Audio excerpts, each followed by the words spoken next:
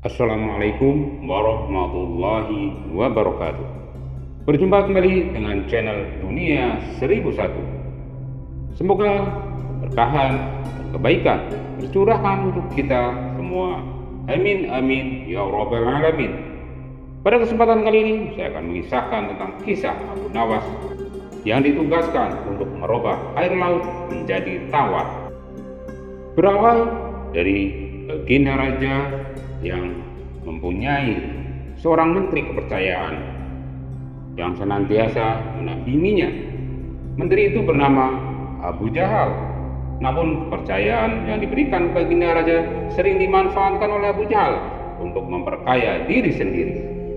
Terkadang ia sering meminta upeti dan mengatasnamakan baginda raja. Hal ini tentu saja membuat Abu Nawas geram. Tapi Abu Nawas tidak berani mengadukan masalah ini kepada baginda raja. Sebab dengan kedudukan yang dimiliki Abu Jahal, ia bisa memutarbalikan fakta dan menuduh Abu Nawas lah yang pelakunya. Seiring berjalannya waktu, sang penasihat istana pun meninggal. Baginda raja sangat kehilangan dan belum bisa menemukan penggantinya. Jadi untuk sementara waktu jabatan penasihat itu kosong, belum ada yang mendudukinya. Kesempatan ini segera dimanfaatkan oleh Abu Jahal. Ia ingin sekali menduduki jabatan tersebut. Dengan begitu ia bisa lebih leluasa untuk mempengaruhi baginda raja. Segala cara ia lakukan di depan baginda raja. Ia terus mencari muka agar dirinya dipilih sebagai penasihat istana raja. Tapi sayang, seribu sayang, ambisi Abu Jahal ini terus kandas di tengah jalan. Karena tidak berapa lama, baginda raja justru memilih Abu Nawas untuk menjadi penasihat istana. Keputusan baginda raja ini tentu saja membuat Abu Jahal kecewa, sehingga ia menaruh dendam kepada Abu Nawas. Suatu hari ketika Abu Jahal melihat Abu Nawas sedang duduk bersama baginda raja, timbul pemikiran di kepalanya. Seharusnya aku yang ada di tempat Abu Nawas. Abu Nawas tidak pantas duduk di situ. Abu Nawas itu apa? Dia tidak mampu mengurus masalah kerajaan. Pantasnya dia menjadi pelawak istana. Turut Abu Jahal di dalam hati. Merasa kecewa dengan keputusan raja, Abu Jahal lalu menyampaikan keberatannya kepada sang baginda raja. Hingga pada suatu hari saat baginda raja sedang duduk sendirian di singgasana, Abu Jahal menghadap dan berkata, "Ampun paduka yang mulia, hamba ingin menghadap." Baginda raja terkejut melihat Abu Jahal yang tiba-tiba menghadap. "Ada apa Abu Jahal? Apa yang ingin kau sampaikan?" tanya baginda raja. "Ampun paduka yang mulia, saya rasa Abu Nawas tidak pantas menjabat sebagai penasihat istana karena menurut hamba dia tidak tahu apa-apa soal negara. Abu Nawas itu apa? Keahliannya cuma melucu," jawab Abu Jahal. "Tapi bukanlah Abu Nawas terkenal cerdik, dia juga seorang yang jujur," balas baginda raja. "Apakah paduka sudah meragukan kejujuran hamba?" tanya Abu Jahal kembali. "Bukan seperti itu Abu Jahal. Kamu kan sudah menduduki jabatan sebagai menteri istana, jadi wajarlah kalau Abu Nawas yang mengisi jabatan penasihat," jawab baginda raja. "Tetapi paduka, saya lebih berpengalaman, apalagi melalui soal kenegaraan. Saya juga ahli berperang. Tubuh saya lebih kekar dan perkasa, dan saya sudah lama berbakti pada baginda raja. Saya rasa sayalah yang lebih pantas menjadi penasihat istana paduka," jawab Abu Jahal. Melihat ambisi Abu Jahal yang begitu besar, ia ingin menjadi penasihat istana, baginda raja akhirnya membuat keputusan. Dia ingin mengadakan sayembara antara Abu Nawas dan Abu Jahal. Maka dipanggillah Abu Nawas dengan datang ke istana. Jika cerita Abu Nawas pun menghadap baginda raja.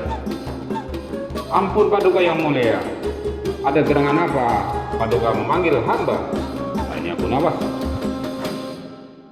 "Begini, wahai Abu Nawas, Abu Jahal ini ingin menjadi nasihat istana dan minta supaya jabatanmu diganti olehnya.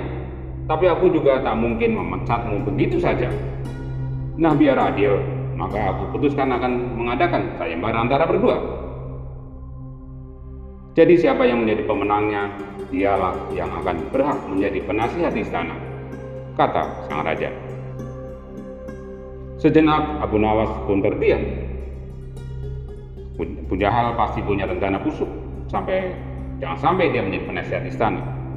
Bisa-bisa rakyat makin tertindas oleh kekuasaannya, pikir Abu Nawas dalam hati. Ampun Paduka yang mulia, kalau boleh tahu sayembara apa yang hendak Paduka berikan kepada kami berdua, tanya Abu Nawas. Saya ingin masing-masing dari kalian bawakan satu gentong air laut, tetapi yang rasanya tawar, titah Baginda Raja. Abu Nawas dan Abu Jahal langsung terkejut mendengar permintaan Baginda Raja yang aneh itu. Sekarang kalian pulanglah, dan besok kembali ke sini dengan membawa air laut yang rasanya tawar, kata Baginda Raja melanjutkan. Sesampainya di rumah, Abu Nawas terus memikirkan dan mencari tahu keberadaan air laut yang rasanya tawar. Mana ada air laut yang rasanya tawar? Seorang sederik apapun tak akan yang bisa melakukan, pikir Abu Nawas.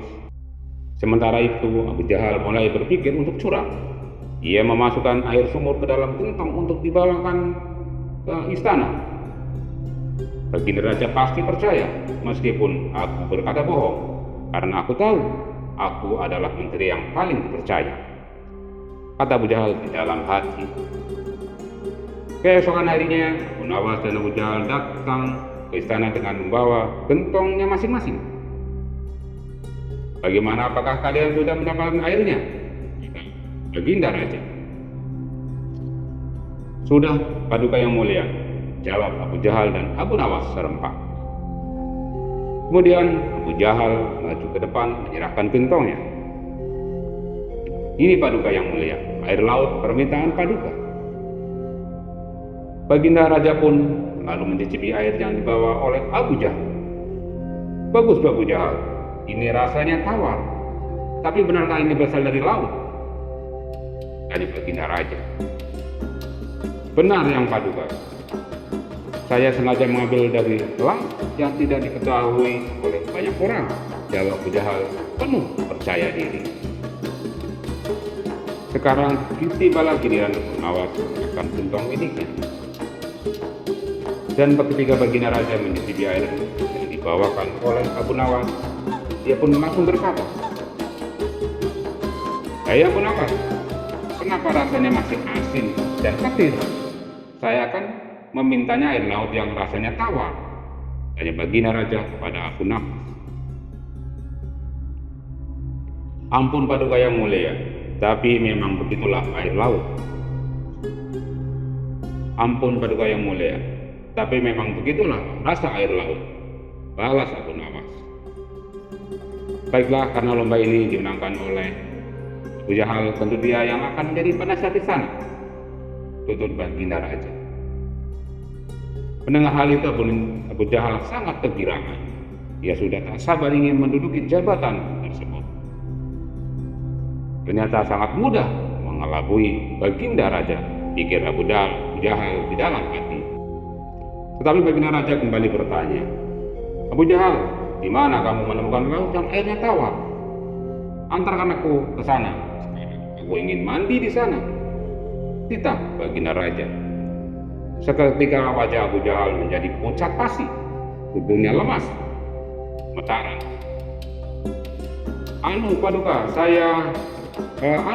Paduka, kenapa kalau kamu tidak bisa membuktikannya, berarti kamu berani membohongiku, balas Baginda Raja. Ampun Paduka yang mulia, air yang saya bawa sebenarnya memang bukan air laut, tapi Paduka, air sumur, kata Abu Jahal takutan. Kamu lancang, Abu Jahal, kamu kira saya ini anak kecil yang mudah dikelabui begitu saja? Karena kamu telah berani berbohong, maka sebagai hukumannya, kamu bukan hanya gagal menjadi penasihat istana, tapi kamu juga akan saya pecat menjadi menteri istana. Kamu juga harus menjalani hukuman di penjara. Bentak Baginda Raja dengan tegas. Kemudian Baginda Raja memerintahkan beberapa pengawal untuk menangkap Abu Jahal dan memasukkannya ke dalam penjara. Kini tinggallah Abu Nawas di hadapan Baginda Raja. Hai Abu Nawas, bukankah kamu terkenal cerdik? Bisa saja kamu membohongiku, dan dengan kecerdikanmu itu, kamu tentu bisa menutupi kebohonganmu. Tapi kenapa tidak kamu lakukan? Tanya Baginda Raja. Ampun, ribu ampun yang mulia, saya memang cerdik, tapi saya bukan pembohong. Cerdik apapun manusia tidak akan yang bisa merubah air laut menjadi tawar. Belalas Abu Nawas. Kamu benar Abu Nawas. Itulah orang yang selama ini yang saya cari untuk menduduki jabatan sebagai penasihat istana. Cerdik dan jujur, kata Baginda Raja. Senyum puas. Terima kasih. Semoga bermanfaat dari cerita ini. Wabillahi taufiq wal hidayah. Assalamualaikum warahmatullahi wabarakatuh.